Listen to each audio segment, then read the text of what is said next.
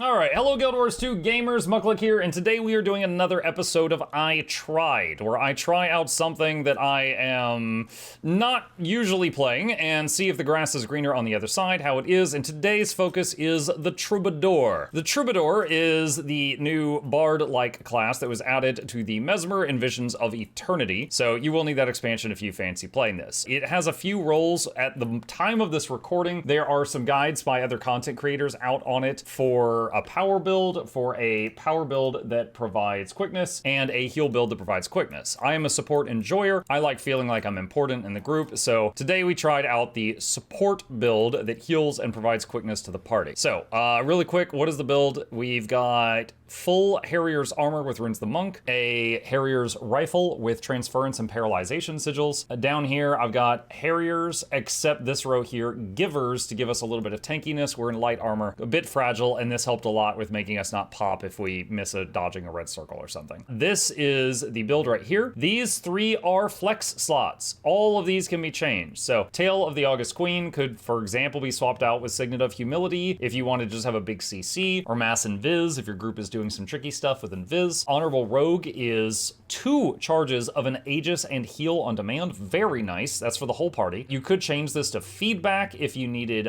feedback for an encounter, or portals if you need a portal. Power Break is it's Aegis on the long cast, but the main thing is it has multiple charges of stability. So this has multiple charges of stability on demand. This has multiple charges of Aegis on demand, and your healing skill has multiple charges of Condition, Cleanse, and Healing on demand. So very nice kit down here. So how does this thing work? So if I go over to the dummy here, and we start with 3 notes, let's say 3 pips, and first off we want to hit the lively loot with 3 charges. That gives a lot of boons, including quickness to our team.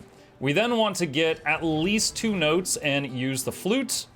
And then, while the lute is playing, you use Tale of the Soul Keeper. It gives bonuses if the lute is playing, and then use the harp. And then we got 3 instruments playing, and then we hit crescendo, which does a big thing. Okay? So, and then that's kind of it on repeat. With 3 notes, you want to hit the lute. With 2 notes or more, hit the flute. And with 3 notes, you hit the harp. I don't know if they changed something during the beta, or since the beta, I should say, but I am having trouble keeping the harp up. Like you saw there, like it was running out right as it finished recharging. I don't know if I'm doing something wrong there. I've just been playing this for the day, but that is a thing. After you've got the instruments up, if you are using Tale of the August Queen, if you see the little pink bars, they're running out, we hit the tail, and boom, they refill again. So Tale of the August Queen does refill the countdown for the instruments, making them reset their, sorry, I'm getting distracted by the sound.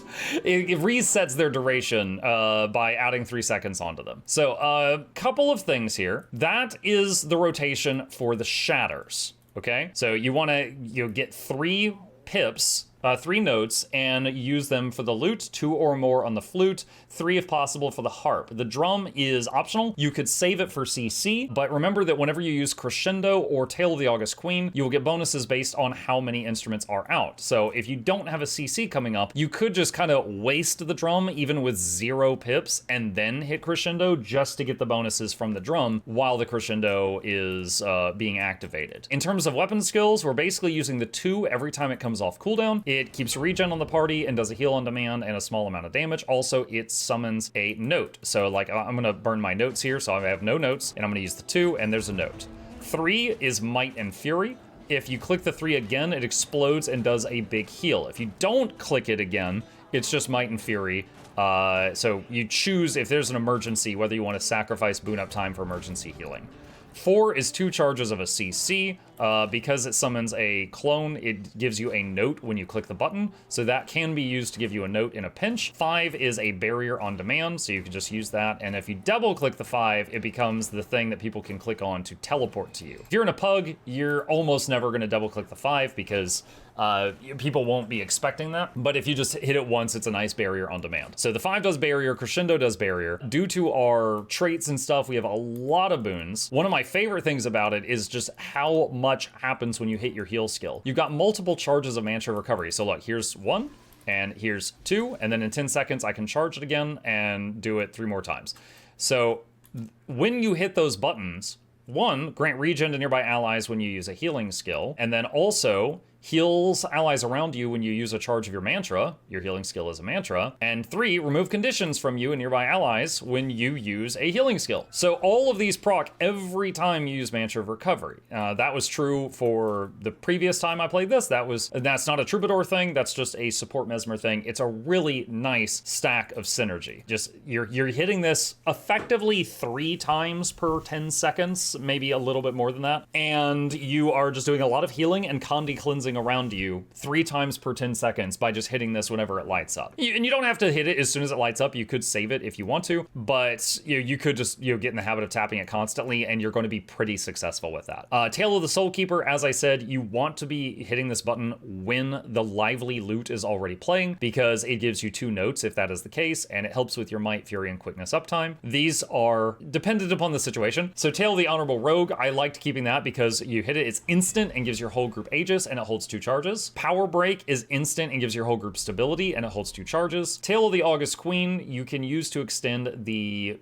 duration of the instruments, and also gives your whole group distortion, making them immune to most forms of damage for 2 seconds. But it can be swapped out. Signet of Humility, classic skill. If you're new to the game, this thing has a reputation as just being one of the hardest hitting CCs in the game. It is a 1-second cast and hits for 600 CC damage. For like my rifle CC skill is 200. So this is just like a 1 second. He just like draws an Etch-a-Sketch in the air, slaps it, and then blam! The other target just gets hit with a huge amount of damage on their break bar. So this one, very well known for that. And Mass Invisibility would be for probably more experienced groups. You can do some tricky stuff with that, like, go past certain packs of mobs in dungeons, fractals, raids, things like that, or invis up to the boss so that he doesn't hit you as you're running in, and you can start right in his face. There's a lot of niche situations where it's good. And then of course we got portals. You got the portal skills, where you can set a point A and a point B and people can port between them. Again, useful from the Mesmer class. Also Thieves and Scourges can do it, and can be used for some experienced group shenanigans there. So, lot of utility here. There's a toolbox here that most other classes could only dream of. So, in terms of the toolbox, winning. We got some really nice stuff down here, and you can change it based on the situation. Absolutely fantastic. I didn't feel too squishy with 3 pieces of Giver's Gear and the rest Troubadour. The rest Harriers. So survivability was pretty good. Healing output was quite solid as well. Did Bone Skinner, and everybody that didn't just stand in puddles or something lived. So we were looking at now, and of course I was not playing it perfectly, but we were looking at the self stats window here for Bone Skinner. Let me see if it still shows it here. There we go. So on Bone Skinner, I was doing 8,700 healing per second and 1,300 barrier per second and a little bit of damage. I will say there are some supports that do decent damage. This is not one of them. This is a support that is focused on heals, boons, and music. There is no brain cells left for damage. It is doing very, very little damage. So that is one thing to know. So for example, on Whisper of Jormag, when you're put into the little side room and you have to kill your clone to get out of there, that took me a long time. Other people finished their clone and came and helped me kill mine before I got out of there because it took me so long. In retrospect, I maybe should have abandoned trying to damage it and should have just gone for a CC kill on it, because you can CC them as well. But I didn't. It was my first time trying it in there, and so rusty. What else? Trying to think if there's anything else to go here. You might have noticed that I don't have a second weapon, and that's because you really never want to swap away from rifle. You could bring focus if you wanted to pull, or anything else that's niche for a situation, but you're really going to be staying on rifle the whole time. And I have something to say, but I'll come back to that. I want to go over facts, then I want to go over opinions. Everything so far is essentially how the thing is played. Going into opinions, all right, so this thing had really good healing, and it had low damage, really good boon uptime, and good access to everything else. And you know what? I would be remiss if I did not try this. This is the extreme damage field, okay? So I am going to run in here, and the first few seconds are a little panicky, but after that, we're gonna do all of this, and you can see we are now fine. We are now fine. So yeah, we're doing A-okay here, and you see Harp, again, Harp is wearing off before it cools down, which that was troublesome for me. I don't remember it being like that in the beta. I don't know if something changed, but that's how it is right now. Okay, so this is solid. If you enjoy this, this is very good. This checks all the boxes for what a support needs to be great. All right, let's talk about my opinions now. Ooh, yeah, if you don't want those, you just leave the video now. So, opinion. During the beta, I had a little bit of feedback, and some of the things did get changed. One of them was the Notes UI. It is very simple now. I do think that's better. In this situation, I think clarity and being able to glance down and get the information I need in as few fractions of a second as possible is more important than making this thing look like a proper music sheet. In the beta, there was different types of notes here, and I got asked about it on stream a lot. A lot of people were confused by them, and they changed it to 3 simple notes, and now it is very clear to glance down there and see if they're dark or if they're purple, and I think that that is a improvement. They could maybe sharpen the graphic a little bit, but overall, I think this is an improvement from the old one. The second thing is the music. I mentioned in the past that it didn't feel like playing a bard because you didn't hear any music. And I feel like they tried to fix that, but I think they took it too far in the opposite direction. And I'm gonna explain what I mean here. So I need to leave the instance in order to show this, because this room does not have natural music in the background. So I'm gonna go into the aerodrome as fast as it'll load me out there. Okay, does the aerodrome have music? I know Lion's Arch does. Okay, it does. Okay, so there's some music, right? So imagine you're fighting a raid boss and the raid boss is playing music. Like we fought in the Temple of Phoebe earlier, and he's got some really spooky music. However, with the new way that they did it, this is what happens.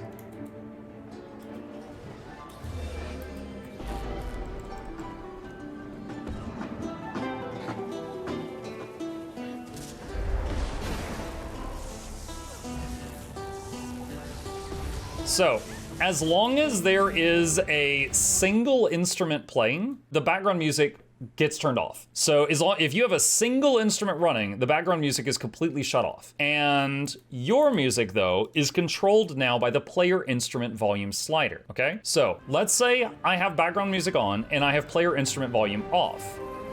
This is what happens.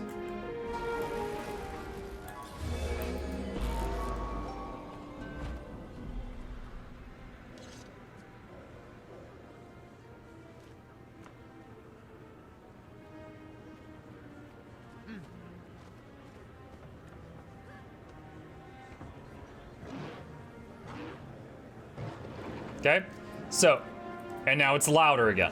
So, if you have player instrument volume off, what happens is when you play an instrument, it still nearly mutes the background music, and then it doesn't play your instrument music because you turned that down, okay? So, in my opinion, the music in Guild Wars 2 is phenomenal. When we did strikes today, and the background music was turned off, it became very apparent how long some of them are, you know?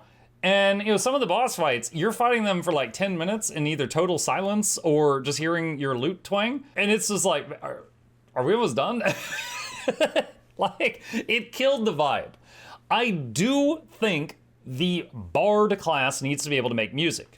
Great job. They did a good job with that. However, if someone doesn't want to hear that music, it should not be that like having the bard music means all the other world music is unavailable to you. And that is how it is currently set up. So currently, if you are playing the Troubadour, you like playing the Troubadour class, but you want to hear the normal in-game music, you cannot. Now, I know that there are gonna be some people that see this video and they're gonna be like, Mike, this is a non-issue. It's an issue to me, and so I'm sharing it. But yeah, many people might not care about it. I also think that you should not have it on player instrument volume. Player instrument volume typically is when people run up to you and they play the in-game instruments and they're goofing around. Funny story, I had to mute that slider years ago as a streamer because if someone came up to me and started playing Baby Shark, if they were good enough at it, I would get a DMCA on my stream. Really freaking stupid, but that's how the world works right now. So I have had that off for ages, and it was only because I read patch notes that I knew I needed to turn it back up to hear the Troubadour play. So that's like a whole nother thing. So I do think, Troubadour instruments should be a separate checkbox or something away from player instrument volume, or a separate slider. And if you have Troubadour instruments turned off and you're playing a Troubadour, let them still hear the natural in-game music, because it's really freaking good, Now, the Troubadour music is fun. It's like a little, what did someone say in my chat earlier? A little Tom Bombadil running through the fight, just having a good old time. But, you do all this, and then, you've got the whole band, and it's pretty fun. It's playful. However, running around and, playing this music while you're fighting, Ceres. The music. It feels very off, but some people will enjoy that. Some people will enjoy acting like a Kinder from the Dragonlance saga, just dancing around and being a goofball while they're like in a life or death situation. That's totally fine. I think a few more settings need to be made available so you can turn things on or off if you wish. That's all I'm saying in regards to the music. As again, if whether you want the music or not for the Troubadour, if you're playing Troubadour, you have lost all the music of the world. And I feel like they would appreciate it. Among all other classes, you would think the Troubadour would appreciate some good music. So it's kind of odd. Okay, I think that's it. That's my thoughts on that. All things said, this was very solid. It had all the boons that people would want, even the ones that they would want less, less often, like vigor and swiftness. It had all of that. It had multiple applications of the stuff you want on demand. You had stacks of Condi Cleanse on demand. You had stacks of Aegis on demand, and you had stacks of Stability on demand with multiple charges of each. Really, really good kit. Not now, Chewy, later. So this was very solid. It is very good if anyone is interested in playing it, if this seems like your thing. The negative opinions I have are related to the music stuff I've already mentioned, and one more thing that I said during the beta that I'll say again now is, if you have played other Mesmers, I do not think this feels any different to play. I don't know if it should, but to me, it's fill pink symbols and then spend it. It's just a builder spender. Fill pink bubbles, spin the pink bubbles. Fill pink bubbles, spin the pink bubbles. Whether it's clones or phantasms or virtuoso daggers or musical note shaped, it's fill pink bubbles, spin the bubbles. So my only other experience with Bard classes is EverQuest and EverQuest 2. And in those games, there was this whole mini system involving songs and like twisting music and stuff like that. And so I can't say that this, like, if I were to say this doesn't feel like a Bard, it's because I'm comparing it to my experience with EverQuest and EverQuest 2. So what I will say instead is this feels the same as all the other Mesmer supports to play, with the addition of Crescendo and some really nice utility options down here, in my opinion. But that's it. Super solid, very good at its job. If it's something any of you are interested in playing, definitely going to give credit where credit is due. It is very, very good at what it does. And that's it. That's it. And if you got any questions, problems, thoughts, concerns, or if you want to tell me how I did something wrong, that's fine. I tried this for a day. Those are my thoughts. Put it in the comment section down below, and I'll fight you there.